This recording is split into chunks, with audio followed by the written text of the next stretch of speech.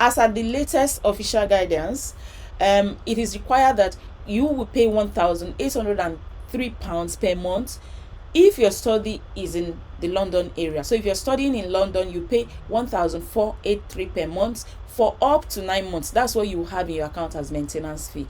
Then if you are studying outside London, you must show that you have 1,136 per month for up to 9 months.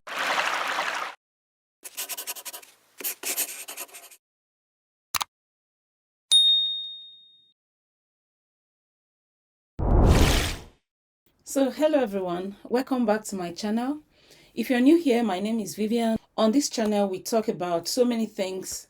We talk about real verified immigration updates, especially the UK immigration, all backed by official government or gov.org sources, not actually social media rumors. Okay, although I'm not an immigration advisor, I'm not a lawyer, but I try my best to put updates about any policy changes out there so that people that want to learn more about about new policies or new updates, immigration wise, UK immigration, moving to the UK, life in the UK, I talk about it in this channel.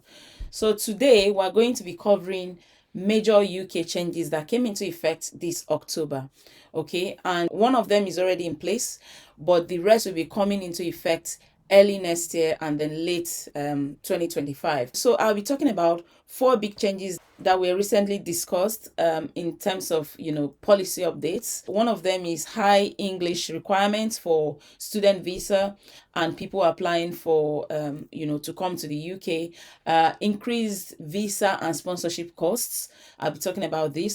Updates about student financial requirements, which is like their maintenance money they have to put in their account to show that they can take care of themselves throughout their studies in the UK. And another one is the big change to the graduate route visa. So let's break down what's changing or what it means for you. Okay, the first one is the English language requirements. So this will be raised to B2 starting from the 8th of January 2026.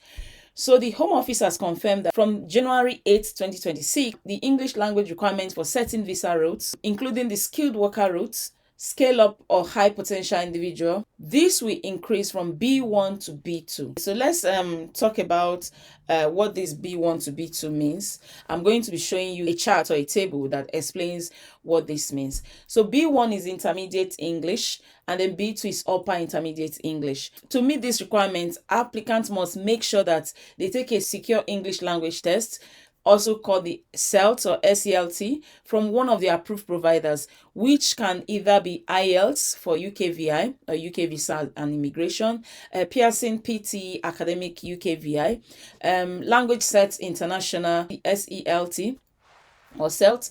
Then the last one is a Trinity College London CELT. Let me share my screen and show you. So as you can see, this changes the policy paper, and this is called the HC or House of Common 1333.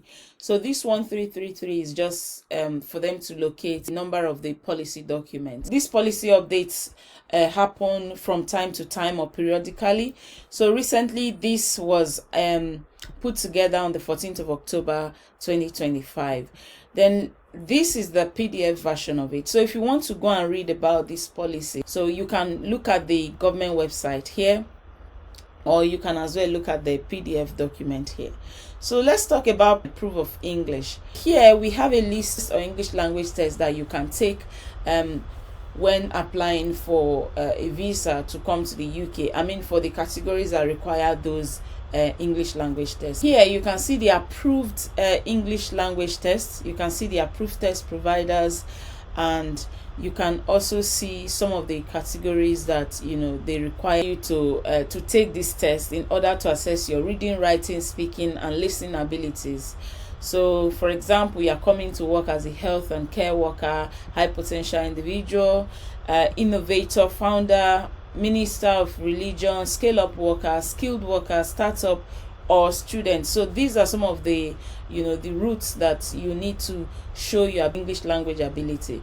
So let's see how you understand this English language ability. So we have the CEFR levels, and CEFR simply means the common European framework for reference for languages.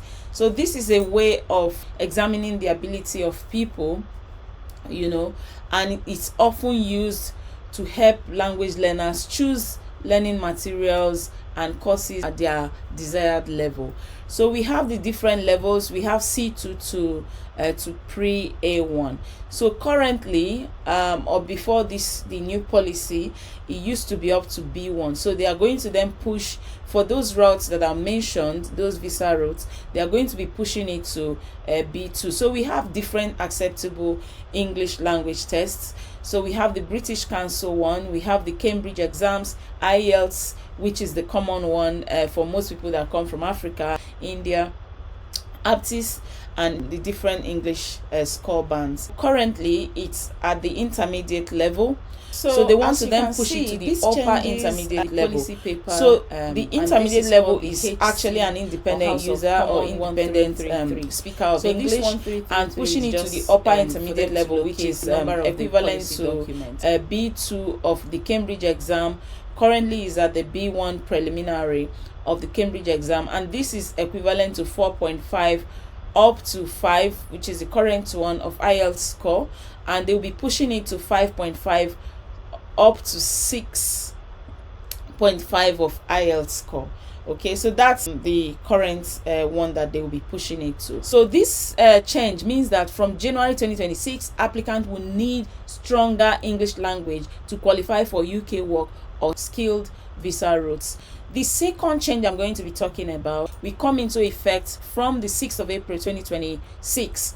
And this is relating to UK employers. So any UK employer sponsoring migrant workers, we pay more under the immigration skill charge. Okay, so according to this statement of change, which is the HC 1333 that I showed you earlier, the new rates are going to be £480 per sponsored worker per year for small businesses or small organizations or charities, and this is up from the previous £364 that they used to pay. Then for large or medium size organizations, it will now be increasing to £1,320 from the previous £1,000 that they used to pay. This means that companies will have to spend more each year to employ foreign workers. Okay, so employers must budget accordingly. So this is specifically for employers, but also for the benefits of those that are looking to get something like certificate of sponsorships. So the next change I want to talk about is the student financial requirements update. Okay, so this is already effective. Okay, so it is effective now. So the student maintenance requirements, we all know that coming to the UK to study, you have to show that you can support yourself. You will not be depending on the government benefit. You have to show that you have enough money in your account to take you through the duration of your studies. So this is how much you must show to prove that you can support yourself, and this has already been updated on the gov.uk website. As at the latest official guidance, it is required that you will pay £1,803 per month if your study is in the London area. So if you're studying in London, you pay £1,483 per month for up to 9 months. That's what you have in your account as maintenance fee.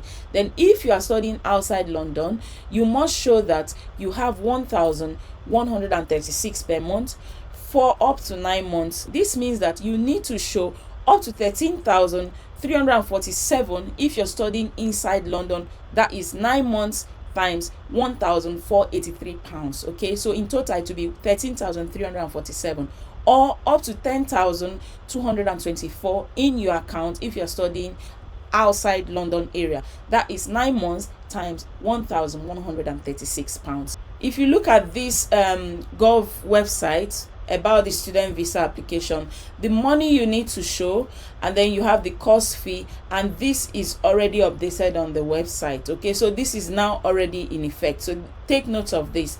And the website that they use, if you are using your local currency, is called Owanda. So this is the exchange rate that they use. So this website is what the Home Office will use to calculate your money using your local currency to the British pounds. This starts from the date that you make your visa application. The next one is the graduate route, which will be shortened to 18 months.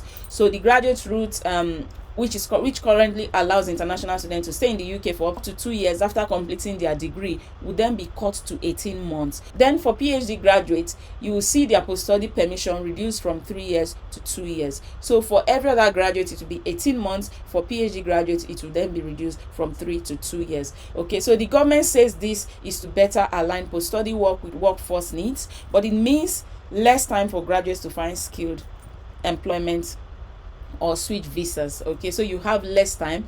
You have 18 months if you're doing your master's degree and below, or you have 2 years after if you're doing your PhD and above.